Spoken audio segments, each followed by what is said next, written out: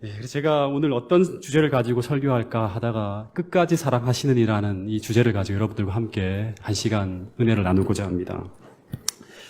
여러분 헬렌 켈러를 알죠? 헬렌 켈러. 20세기의 기적이라고 하는 그런 어떤 사람인데 이 헬렌 켈러가 어려서 약을 잘못 사용해갖고 이제 귀도 먹고 눈도 멀고 그러다 보니까 말을 못하는 그런 어떤 이 삼중의 핸디캡을 가진 사람이 되었습니다. 그래서 이 부모가 이 헬렌을 이제 교육시켜야겠다는 생각을 가지고 가정교사를 붙이는데 이 가정교사들이 이 헬렌의 행패 때문에 배겨내지 못하고 계속 바뀌어요. 이런 상황에 아주 유명한 한 선생님이 이제 이 헬렌 켈러의 교사가 됩니다. 누구죠? 방송하는 것 같아요. 애니 설리번이라는 선생님이 가정교사로 들어오게 됩니다. 그래서 이 설리번 선생님이 이제 굉장히 이제 역사에 남는 위대한 어떤 인물이 되는데 헬렌을 이제 교육하는. 근데 이 애니 설리번 선생님이 다른 교사들과 다른 한 특징은 뭐냐 그러면 이 헬렌 켈러와 똑같은 시각 장애였다는 거예요. 그래서 이 장애자들의 어떤 그 사정을 이해를 하는 거예요. 그래서 이 설리반도 맹인학교에서 교육을 받고 나중에 개안 수술을 해서 이제 눈을 뜨게 돼요. 근데 여전히 시력이 나빠서 두꺼운 안경을 쓰고 다니는 그런 선생님이었어요. 그래서 이 애니 설리반 선생님이 이제 헬렌의 가정교사가 되면서 부모들에게 약속을 했대요. 무슨 약속을 했냐 그러면 내가 헬렌을 어떻게 다루든지 간섭하지 말라고. 방에서 어떤 소리가 들리더라도 개입하지 말아 달라는 거예요. 그래서 그것을 허락하지 못하면 자기 교사가 될 수 없다고 그래요.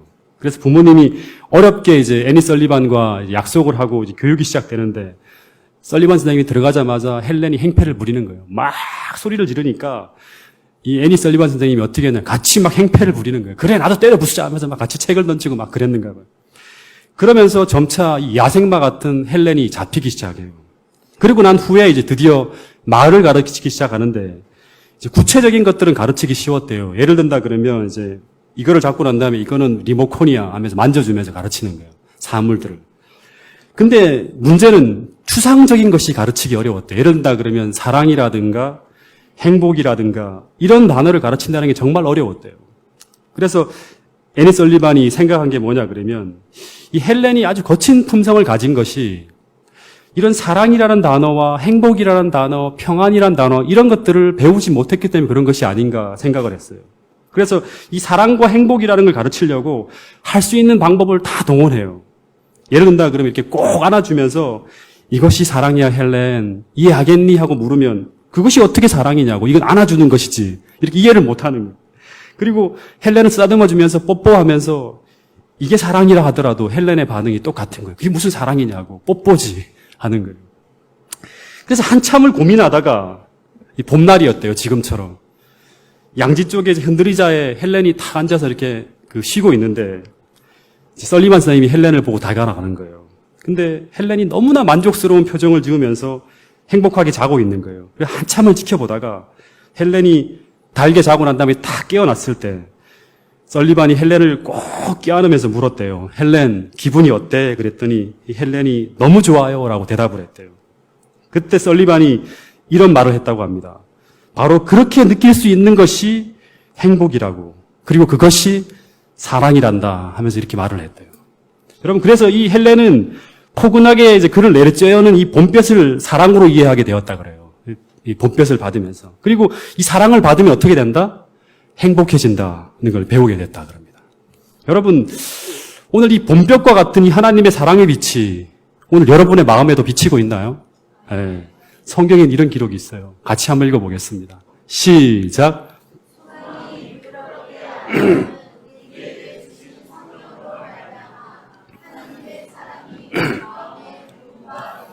예, 이 하나님의 사랑이 성령을 통해서 우리 마음에 쫙 비치게 되면 이 사랑을 받으면 우리 마음이 어떻게 된다고요?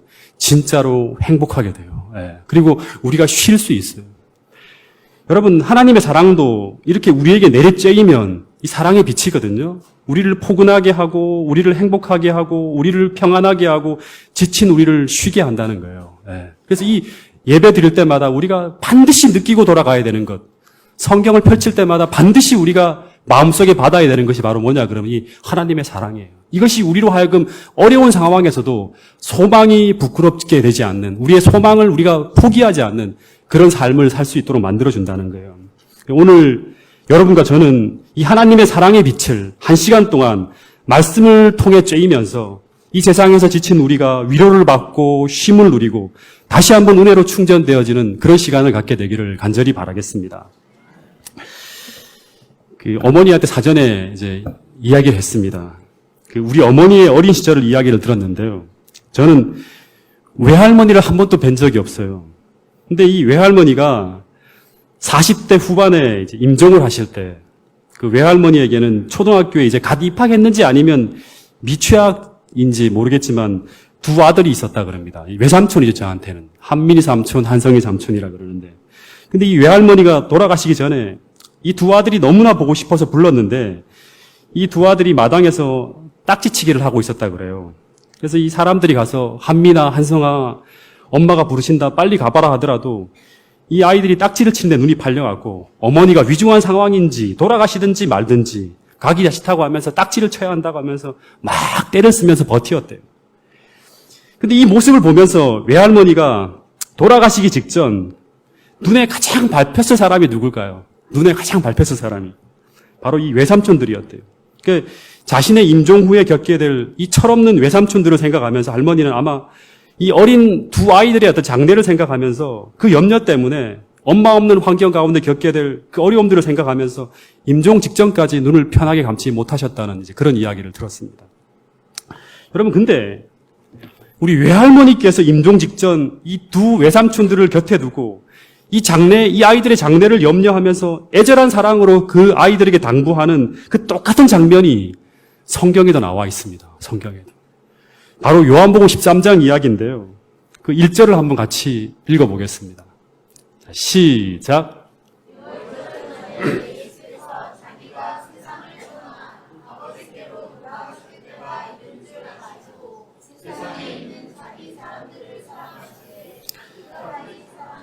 예, 이 장면은 그러니까 우리가 묵상을 하면서 보면요, 정말 가슴이 찡하고 우리 마음을 뭉클하게 만드는 그런 이야기입니다.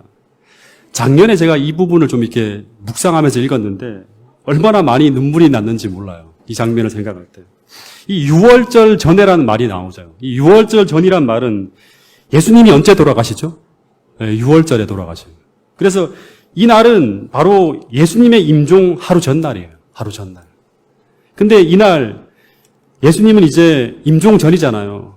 누구의 방해도 받지 않고 그 저녁 시간 온전히 사랑하는 제자들과 함께 시간을 보내려고 예루살렘에 있는 이 다락방 한 방을 빌려요. 그리고 제자들을 이렇게 데리고 가요. 그리고 그 저녁에, 그 밤에 진짜 그들에게 정말 하고 싶었던 이야기들, 그동안은 마음에만 담아두었던 그 이야기들을 이 제자들에게 마지막으로 다 풀어놓으려고 그래요. 왜냐하면 이제 이 밤이 지나면 이 제자들과 함께 더 있을 시간이 없기 때문에 가장 중요한 이야기들을 다 이제 하려고 그러는 거예요. 그래서 시대의 소망에 보니까 예수님께서는 당신의 제자들과 함께 이 마지막 저녁 그들에게 하실 말씀이 많으셨다. 만일 제자들이 예수께서 나누어 주고자 하시는 것을 받을 준비가 되어 있었더라면 그들은 가슴 터지는 듯한 괴로움과 실망과 불신을 면하였을 것이다 라는 내용이 나와요. 그러니까 이 말씀은 미래를 생각할 때 꼭 제자들이 들어야 할 너무나 중요한 이야기들을 예수님이 이제 마지막으로 얘기하려고 하는 거예요. 근데 지금 방 안에 들어온 제자들의 얼굴을 쫙 보는데 그 분위기가 지금 예수님께서 마음속에 있는 이야기를 전혀 할 수 없는 분위기가 만들어지고 있었어요. 한 제자는 옆에서 실룩실룩 거리고 있고 또 한 제자는 인상을 먹지 뿌리고 있고 또 한 제자는 씩씩거리고 있고 또 한 제자는 막 쏘아보는, 옆에 있는 제자를 막 쏘아보는 어떤 눈빛을 가지고 막 이렇게 시기하는 상태로 있는 거예요. 그러니까 이 서로에 대한 미움과 증오로 완전히 영적인 말씀을 듣기에는 부적절한 상태로 다 모여 있는 거예요. 근데 예수님은 지금 일각이 소중한 때고 이제 곧 있으면 이제 돌아가시잖아요. 이제 더 미루면 더 이상의 시간이 없는 마지막 기회라 예수님은 자신의 고통을 가리키는 그 십자가 이야기를 그냥 말씀하기 시작했다 그럽니다.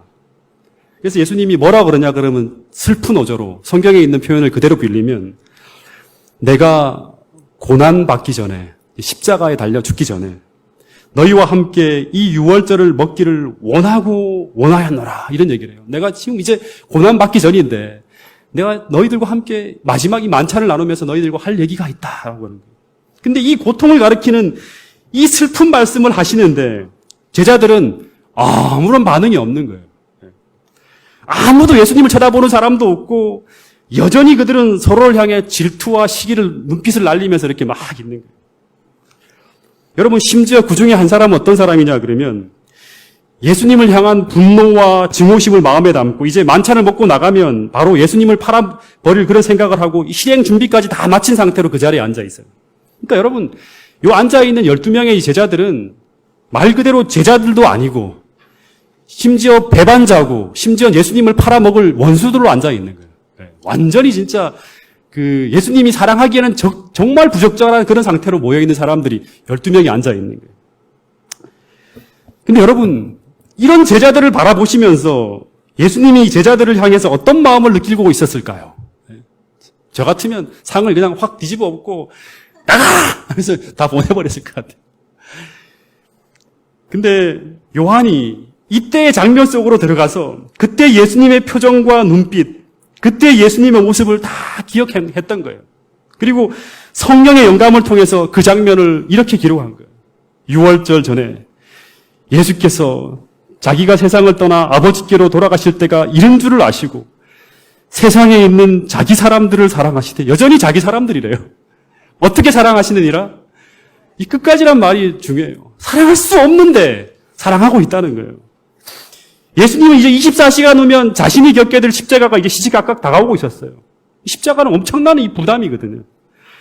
그렇지만 예수님은 자신에 대한 생각보다 오히려 제자들에 대한 염려와 사랑에 사로잡혀 그들을 사랑하시되 끝까지 사랑하고 있었다는 거예요. 다시 말하면 이 제자들에 대한 사랑이 십자가에 대한 두려움을 넘어서고 있었던 거예요. 여러분 이 사랑은 부모님의 사랑이에요. 아버지의 사랑, 어머니의 사랑이에요. 아주 오래전에 베스트셀러였던 이 가시고기 이야기를 읽은 적이 있어요. 여러분 혹시 읽은 분 계세요? 가시고기 이야기. 독서를 참 열심히 하시는 우리 김병자 집사님. 고개를 끄덕끄덕 하시는. 그 책이 아주 뭐 깊은 내용은 아니지만 그 읽으면서요 제가 책을 놓을 수가 없이 계속 펑펑 남자가 무슨 이 눈물이 많은지 계속 흘리면서 읽었던 기억이 나요. 그 내용이 어떤 내용이냐 그러면 한 아버지가 백혈병에 걸려있는 시한부 인생을 살아가는 자기 아들을 너무나 사랑하는 내용이, 희생하는 내용이. 그 아버지가 이제 소아병동에서 이 아이를 살리려고 애를 쓰는데 이 병원에서 전청병역 같은 소리가 들려오는 거예요. 이 아이는 더 이상 병원에서 치료할 게 없다고 차라리 희망이 없으니까 이제 남은 시간 아이를 데리고 가서 살아있는 동안 먹고 싶은 거 실컷 먹이고 재미있는 시간들 보내다가 아이의 마지막을 준비하라는 그런 이야기를 들어요. 그래서 이 아버지가 이 아이를 데리고 어디로 가냐 그러면 강원도로 데리고 갑니다. 산골짜기 마을로. 그래서 거기서 이제 함께 할 날이 얼마 남지 않은 이 아이와 너무나 소중한 시간들을 너무나 아까워서 애절하게 이 아이와의 사랑의 추억을 나눠요. 시골 학교 가서 단둘이서 행복하게 웃으면서 게임도 하고 그래도 타고 하면서 그 아이를 행복하게 해주기 위해서 온갖 노력을 다 하는 거예요. 그래서 산에 올라가서 약초도 따다 먹이기도 하고 막 그래요. 근데 어느 날 병원에 전화가 한 통 왔는데 그 내용이 뭐냐 그러면 골수 기증자가 생겨났으니까 빨리 오라는 거예요. 그래서 막 얘를 데리고 이제 너무 행복해서 올라갔어요. 근데 골수 이게 다 맞는데 문제는 뭐냐 그러면 그 비용이 골수를 이식하기 위한 비용이 너무너무 많은 돈이 드는 거예요. 수천만 원이 드는 거예요. 그래서 이 아이의 치료비를 마련해 보려고 가진 방법을 다 써보지만 이 수천만 원이 넘는 돈을 이제 마련할 길이 없는 거예요. 아이는 굉장히 위급해져 가는 거예요. 그래서 선택하는 게 뭐냐 그러면 뭐죠? 자기의 눈을 불법으로 기증하는 거예요. 그래서 그 수천만 원에 되는 돈을 이제 마련하는 거예요. 근데 이제 그 불법으로 눈을 기증하기 위해서 이 병원에서 검사를 받는 도중에 또다시 청천벽력 같은 소리를 들어요. 그게 뭐냐 그럼 이 아버지가 간암 말기라는 선고를 받는 거예요. 근데 이 아버지가 자신이 간암 말기라는 것을 들었지만 그게 전혀 신경 쓰이지 않아요. 이 아버지에게 더 중요한 것은 뭐냐 그러면 이 아이를 살리는 것밖에 없어요. 그래서 이 아버지가 이 아이를 살리기 위해서 결국 안구를 팔아갖고 아이의 수술비를 마련하고 그 아이들이 다시금 이 아버지의 사랑으로 말미암아 새삼을 얻게 되는 그런 이야기가 나와요. 근데 그 후에 이제 자기가 죽어가는 이제 자기가 아이를 돌볼 수가 없어서 이 아버지가 엄마에게 떠나보내려 할 때 이 아이는 아버지가 매정하게 자신을 대하는 태도를 보고 왜 그러는지 모르고 아버지에게 막 화를 내면서 떠나가요. 근데 이제 이 아버지가 홀로 아이를 보내고 난 다음에 어디로 가냐 그러면 강원도에 있는 다시금 아이하고 함께 보냈던 그 시골 마을로 돌아가요. 그래서 함께 아이와 놀던 그 운동장에서 흐느끼고 시소를 만지고 울고 꼴대를 만지며 통곡하고 그 아이와의 추억이 서린 곳곳을 만지면서 울며 통곡하는 내용이 나와요. 너무나 보고 싶고 너무나 그리워서 그 허전함을 달랠 수 없어 이 아버지가 자기가 죽어가면서도 자기의 생명이 꺼져가는데도 그 생각 속에 떠나지 않는 그 아이에 대한 사랑과 염려, 그 견딜 수 없이 아이를 보고 싶어하는 그 사랑이 절절하게 그 이야기 속에 쭉 흘러가요. 여러분, 아이를 살리기 위해서 눈을 빼고 생명을 던지는 이 아버지의 사랑, 이 아이의 행복을 위해서라면, 이 아이를 살리기 위해서라면 무엇이라도 아끼지 않는 이 가시고기 같은 이 사랑이 바로 하늘 아버지의 사랑이란 사실이에요. 이 성경의 이야기로 나타나 있는 사랑이란 사실이에요. 여러분, 그래서 저는 이 장면을 생각하면서 이 요한복음 13장 1절에 나와 있는 이 자기 사람들을 사랑하시되 하는 이 자기 사람들이라는 단어를 읽을 때 갑자기 이 단어가 자기 자식들이라는 표현으로 바뀌어져 버렸어요.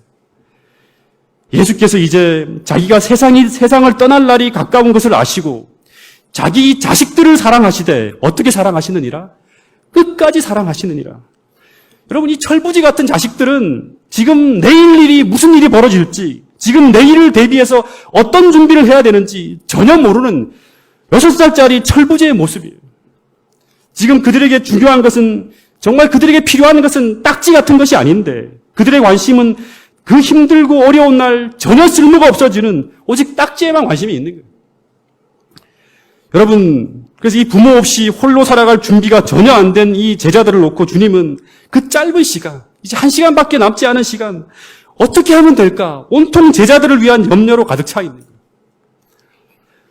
여러분, 오늘 우리는 이 성경 말씀을 보면서 하나님께서 오늘 우리를 마치 자신의 사랑하는 자식들을 그렇게 염려하며 사랑하고 계신 그런 이 가시고기 같은 아버지의 사랑으로 우리를 사랑하고 계시는 이 하나님의 사랑이 여러분에게 보여지게 되기를 간절히 바랍니다. 이렇게 철이 없고 이 문제 많은 자식들을 사랑하시되 끝까지 포기하지 않고 사랑하시는 그 하나님의 사랑이 오늘 여러분과 저희들을 사랑하시는 하나님의 사랑임을 잊지 않게 되기를 간절히 바랍니다.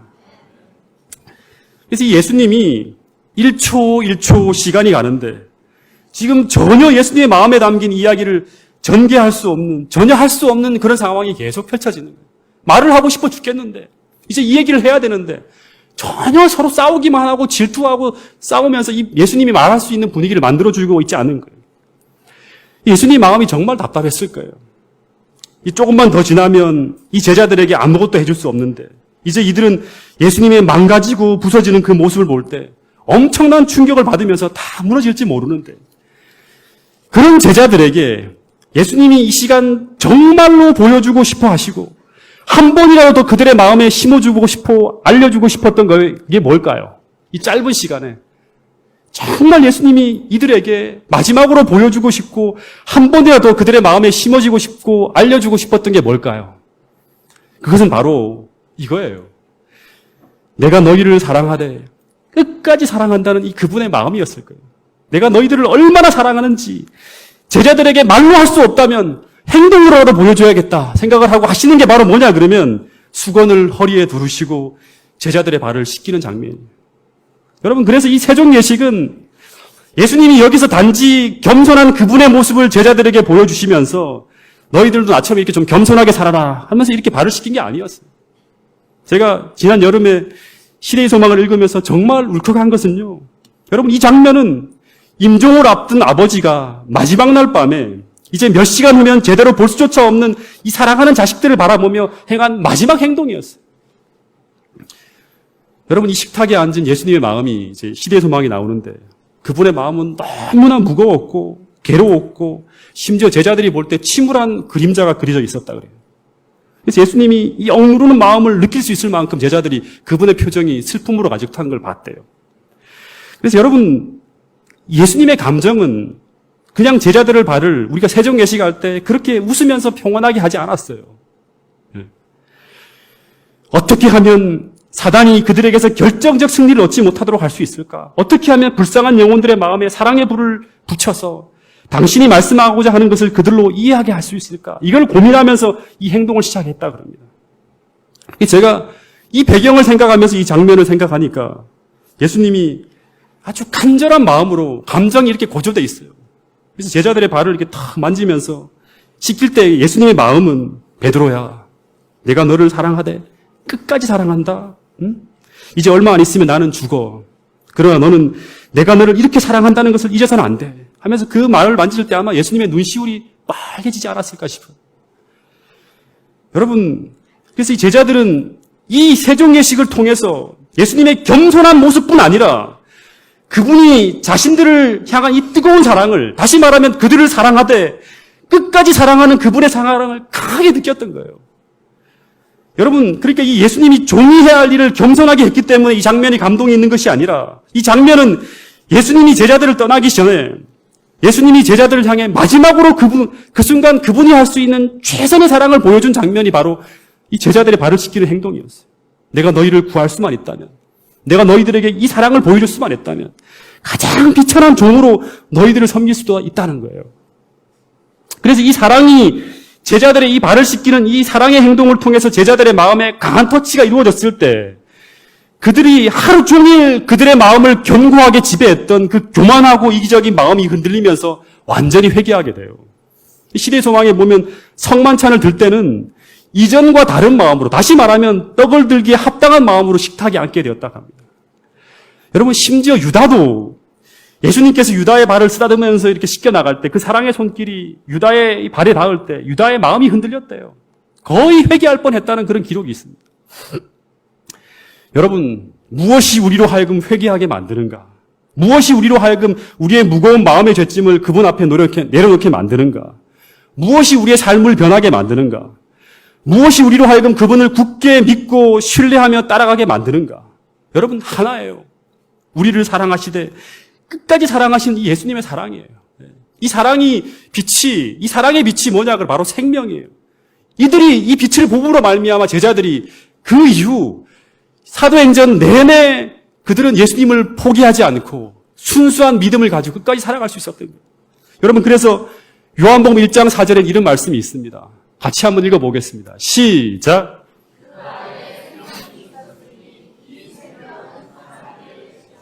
이 생명이, 그 안에 생명이 있었으니 이 생명은 사람들의 빛이라. 이 생명은 바로 뭐냐? 그러면 사랑이에요. 이 빛은 바로 사랑의 빛이에요. 예수님 안에 있는 사랑의 빛. 이 말씀을 통해서 이 사랑이 우리 삶에 비춰질 때 죽었던 우리 삶이 살아나게 되고 우리의 어떤 그런 메말랐던 마음이 살아나게 되고 완고하게 죄를 고집하는 마음이 깨어지게 된다는 거예요. 여러분, 이 사랑의 빛을 오늘 여러분과 제가 보게 되기를 간절히 바랍니다. 이 사랑의 빛이 여러분의 마음에 비치게 되기를 간절히 바랍니다. 이 사랑이 구약부터 이 신약까지 계속 타고 흘러가는 사랑의 이야기가 바로 성경의 이야기예요. 나 여호와가 옛적에 이스라엘에게 나타나 이르기를 내가 무슨 사랑으로?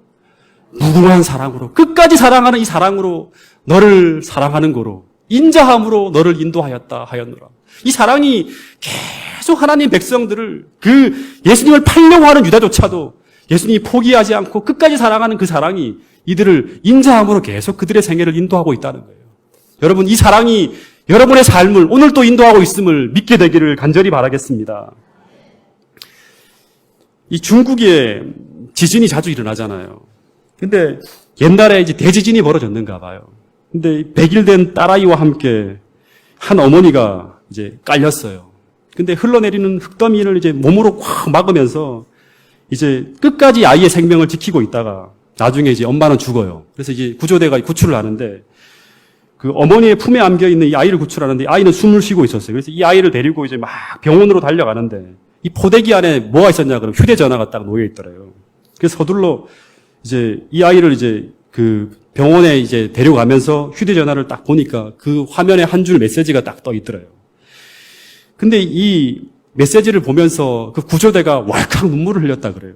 그 내용이 뭐냐 그러면 휴대전화에 엄마가 적어 놓은 거예요. 죽어가면서. 널 사랑해. 사랑하는 나의 보배야.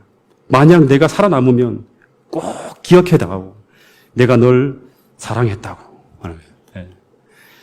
여러분, 예수님은 오늘 우리에게 이런 메시지를 전하고 있죠. 사랑하는 나의 보배야. 만약 내가 구원을 받는다면 꼭 기억해 달라고. 내가 이 땅에서 널 이렇게 사랑했다고. 제자들에게 던진 메시지. 똑같이.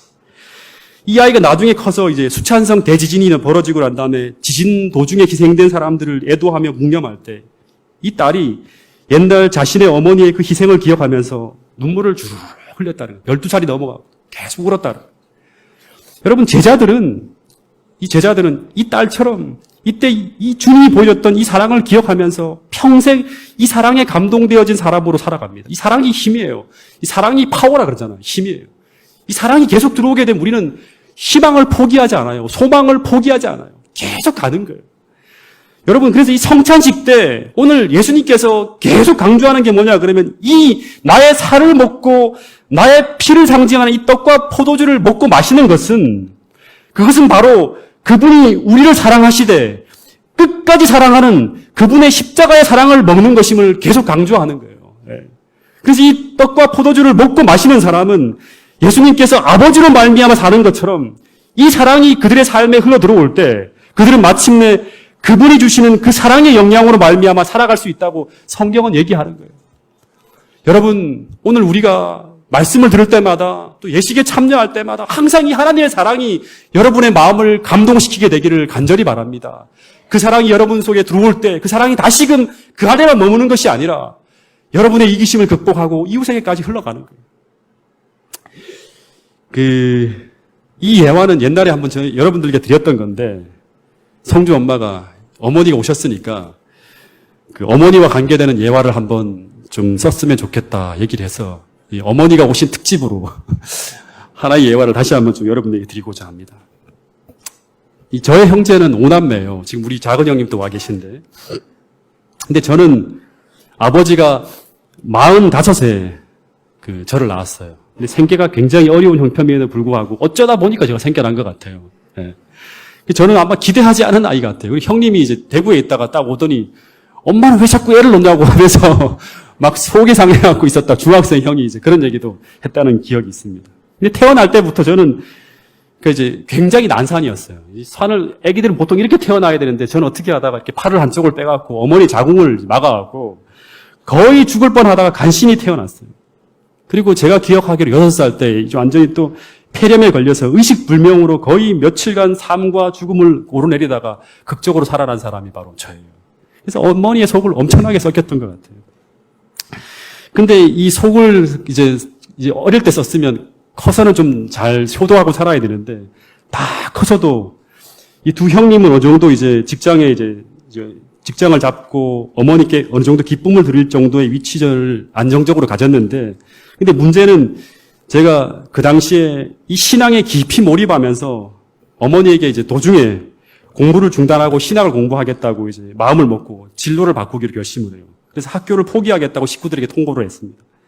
근데 바로 신학교에 들어가는 것도 아니고 당분간은 시골에 들어가서 시골 생활을 하면서 농사를 지으며 성경 공부하겠다는 거예요. 이게 부모의 마음에 이게 인정이 되는 겁니까? 그래서 가족들이 난리법석이 나고 한바탕 소동이 벌어졌어요. 그러다가 이제 큰형님이 그 당시에 이제 제 대학 학비를 내주고 있었는데 형님이 전화로 아무리 얘기해도 설득이 안 되고 오라고 해도 오지 않으니까 마지막으로 가족회의를 한번 하자 하고 태백 고향집에 다들 모였어요. 근데 큰형님이 이제 휴가를 해서 내려오고 이제 노동절 그 다음 날까지 휴가를 냈는 것 같아요. 그리고 어머니, 아버지, 누님도 다 모였는데 둘째 형님이 왔는지는 기억이 잘 안 나요. 그때. 근데 다들 마지막까지 저를 설득하였는데 결국 제가 이제 고집이 좀 있는 사람이거든요. 그래서 포기가 안 되는 거예요. 그래서 다 포기하고 그래서 이제 마지막으로 큰형님이 떠나기 전에 제게 경고하면서 너 그렇게 나가면 저와 형제 관계를 끊고 의절하겠다고 이렇게 얘기를 했어요. 그때. 저는 이제 그 정도 뭐 가지고 제가 이제 뜻을 굽힐 사람이 아니죠. 포기하지 않았어요. 그랬더니 큰형님이 이제 그땐 제게 아버지와 같은 그런 존재인데 내가 형님 이런 말을 하더라고요. 내가 형수를 그렇게 어렵게 설득해서 너 등록금을 내주고 했는데 너가 그렇게까지 할 수 있느냐 하면서 이런 놈 때문에 내가 밤잠 못 자고 휴가를 내러 온 것이 허무하다고 하면서 자리를 털고 탁 일어나는 거예요. 그 모습을 보자 옆에서 어머니가 잘못했다고 하라고 하면서 막 쟤를 때리면서 막 그러는 거예요. 근데 아무리 얘기해도 제 결심은 분명합니다 하고 말하니까 형님이 옷을 탁 들고 나가더라고요. 형수랑 같이 밖으로 나갔어요.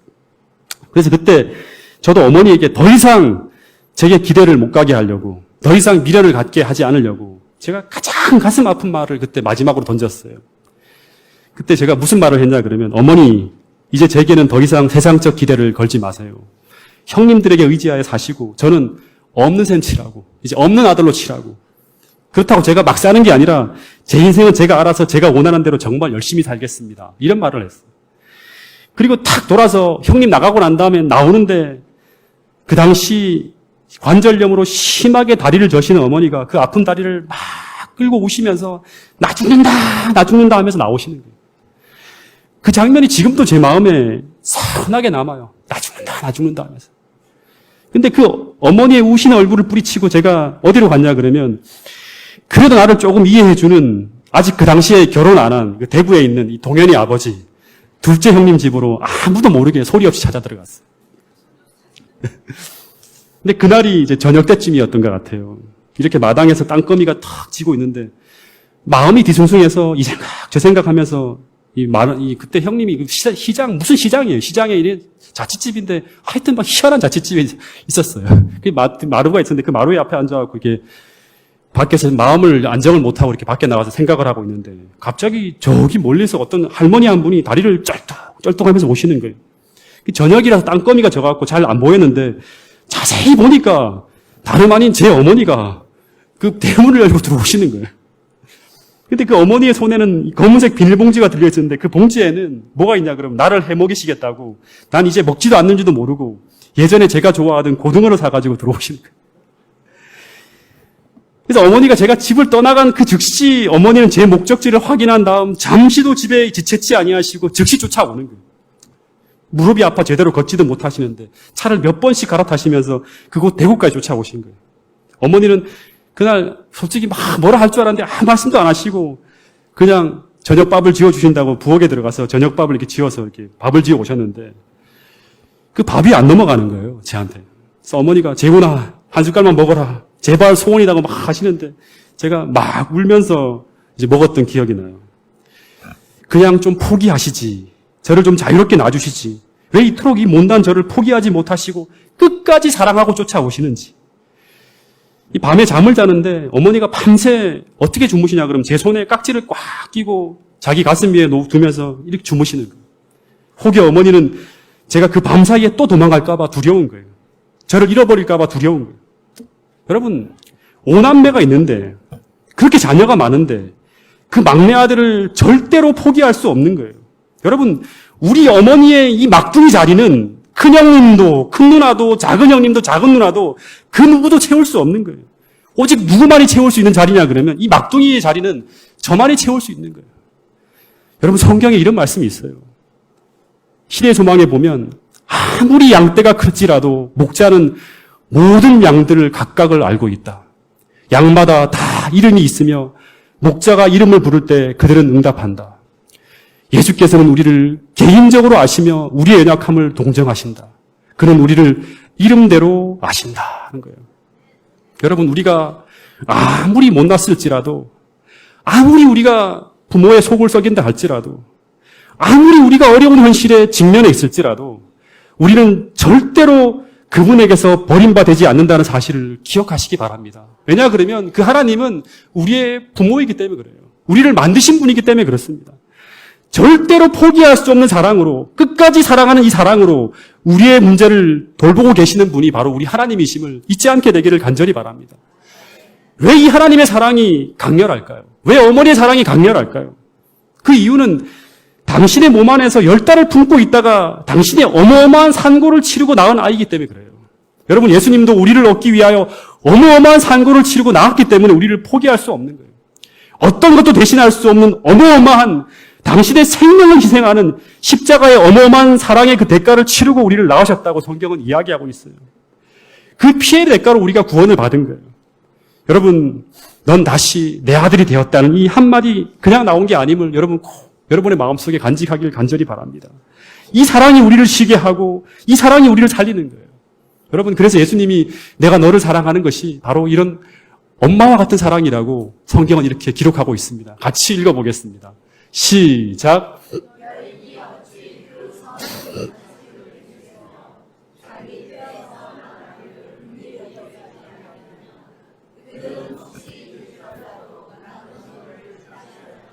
예, 여인이 어찌 그 젖먹는 자식을 잊겠으며 자기 태에서 난 아들을 긍휼히 여기지 않겠느냐. 그들은 혹시 잊을지라도 나는 어떻게 사랑한다? 끝까지 잊지 않고 너를 끝까지 사랑한다는 거예요. 여러분, 이 하늘에서 오는 이 생명의 사랑의 빛이 오늘 우리의 마음에 온전히 비추어지기를 간절히 바랍니다.